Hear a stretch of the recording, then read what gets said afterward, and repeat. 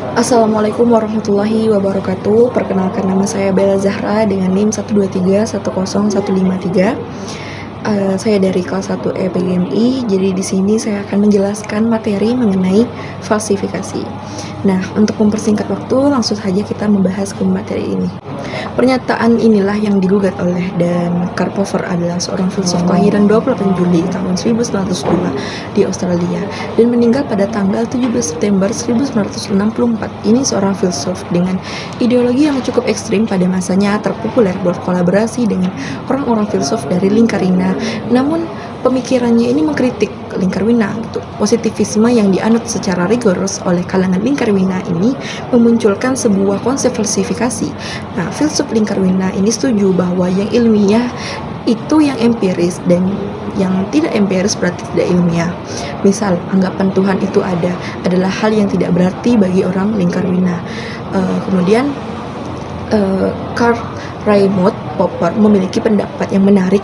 Dia ini berpendapat bahwasanya keilmiahan itu terjadi bukan karena verifikasi atau pembenaran secara induktif, melainkan karena dapat diuji melewati percobaan-percobaan dan penyangkalan, yaitu klasifikasi bagi Popper yang ilmiah adalah sesuatu yang bisa dikritik. Contohnya itu seperti angsa, cara untuk menentukan hukum semua angsa itu warna putih.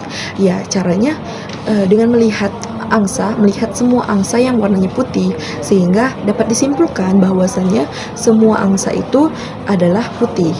Tetapi menurut Doraemon cover ini tidak cukup untuk menarik kesimpulan bahwa semua angsa itu putih berlaku secara umum, karena kita belum mengecek ini seluruh angsa dan tidak mungkin untuk mengecekkan seluruh angsa. Sebaliknya, dengan memunculkan satu angsa hitam, maka teori yang menyatakan seluruh angsa berwarna putih itu salah seketika. Artinya dalam ilmu pengetahuan, teori-teori yang dibutuhkan bukanlah teori induktif, namun teori klasifikasi, yang itu penyangkalan atau penyanggahan. Semakin teori itu bisa bertahan dari klasifikasi, maka semakin kuat teori tersebut dan dia tidak bersifat mutlak.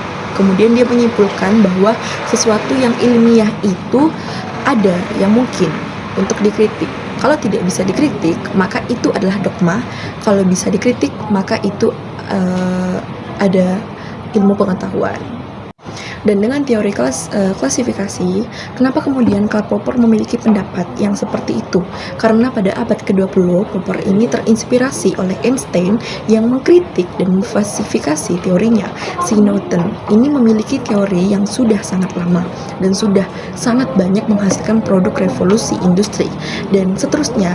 Namun apa yang dihasilkan oleh Newton ini dikritik oleh Einstein dan itu kemudian menjadi luluh. Lantah teori Newton menjadi tidak lagi relevan setelah muncul falsifikasi yang dilakukan oleh Einstein.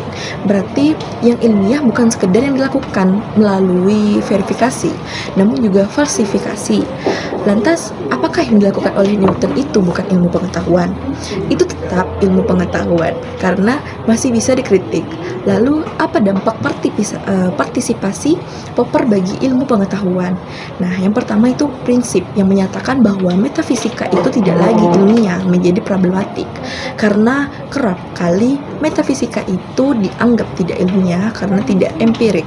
Ternyata yang ilmiah itu tidak melulu yang empirik. Yang ilmiah itu asal bisa dikritik, itu disebut dengan ilmiah. Dan ternyata metafisika juga tidak luput dari kritik, maka itu tetaplah ilmiah.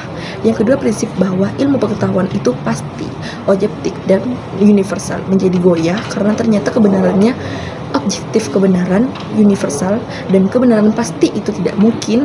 Kita hanya mungkin mendekati kebenaran. Mungkin hanya ini yang bisa dapat saya sampaikan, kurang dan lebihnya saya mohon maaf.